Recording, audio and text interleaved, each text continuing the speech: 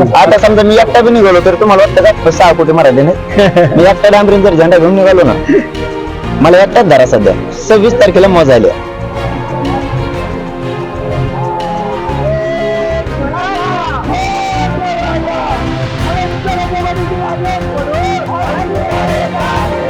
जानेवारीला मराठा समाज निघाला, कारण सरकारला जर आता जागच येणार नसेल तर आम्ही तरी काय करणार? तर 7 महिने झाले, त्याच्या अगोदर 3 महिने दिला होता. तर तरी तुम्ही होत नाही, तर तुम्ही 20 जानेवारी करून मी माझ्या समाजाची नाही फसवणूक करू शकतो. मनोज जरांगे आपल्या सोबत सध्या आहेत. आणि काय सांगाल, कशी सध्या तयारी आहे? काय 20 तारखेला मुंबई निघणार आहे, काय तयारी सध्या आणि काय काय कशी अनुभव येतात? मराठा समाजानं पूर्ण तयारी केली आहे.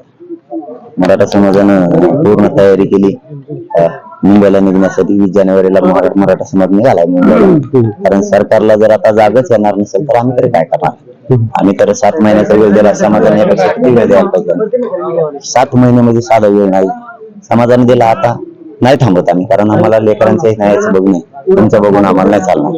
सरकार वारंवार सांगते की मनोज जरांगे पाटील यांना मुंबईत येण्याची गरजच आम्ही पडू देणार नाही, मात्र तुम्ही तयारी देखील करताय.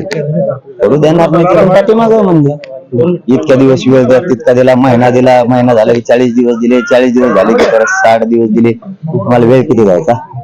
वेळ तर दिला. तर 7 महिने झाले, त्याच्या अगोदर 3 महिने दिला होता. तर तरी तुम्ही होत नाही, तर तुम्ही 20 जानेवारी करून मी माझ्या समाजाची नाही फसवणूक करू शकत. माझ्या समाजाला किती दिवस आपण हे करायचं? आणि तुम्ही मराठ्यांना किती दिवस येड्यात करणार सरकार म्हणून? सरकारला पण काय मर्यादा आहे, परंतु ते करणारच असेल. तर त्यांना एकच आहे, त्यांनी तोडगा काढायचा सामंजस्याने प्रयत्न करावा. त्यांनी अंतरवालीचा प्रयोग करायचा प्रयत्न करू नये. नसता पुरा राजकीय सोपडा साफ मराठी करणार त्यांचा पुरा. जरांगे पाटील यांना अभ्यास नाही का, कमी अभ्यास नेते ते छगन भुजबळ असं म्हणतात. त्याला काय अक्कल आहे? त्याला आहे का अभ्यास? बरडतं कोणकडे बी मग जेलला गेला, मग त्याला अक्कल असतं काय गेला असतं जेलमध्ये? स्वतःच कुटुंब अडचणीत आणून बसला. कोणाला नोटीस यायला लागल्यात, पुतण्याला यायला लागल्यात, पोरायला यायला लागल्यात. कशाला जाळून टाकणार? तसलं राजकारण ते कशाला राजकारण करतो? कशाला राजकारण करतो?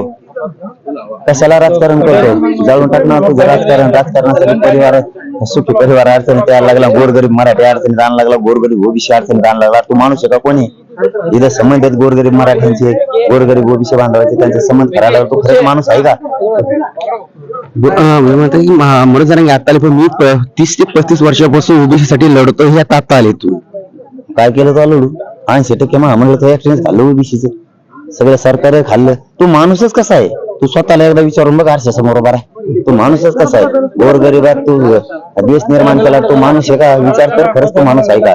चांगले चांगले तुझा परिवार तर गेलाच तो खड्ड्यात सगळा. पण समाज सुद्धा तू एकमेकाच्या अंगावर घालायला लागला.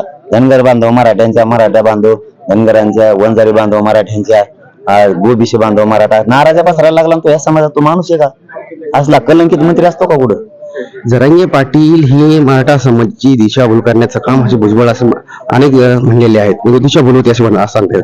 तू नको सांगू मला तो कोणता शहाणा माहिती. तू नको सांगू मला कोण दिशाभूल कोणाची करते. तू सांगू नको. आणि आमच्या जातलं विचारी, आणि तू शहाणा झाला आमच्या जाती शिकायला. आता जातीची वाटलं केलं, तू कोण सांगणार आम्हाला दिशाभूल केली? आम्ही दिशाभूल जर आमच्या जातीची करतो, तुला शहाणा आहे का? मग तू घेण्याला शिकू नको. आणि तू ऐकायची इच्छा नाही मराठीची, तो काय सांगावं? मग एकीकडे तुम्ही म्हणता सरकार सांगते की जरांगे पाटला गरज पडणार नाही येण्याची, पण दुसरीकडे तुम्ही तयारी आहे.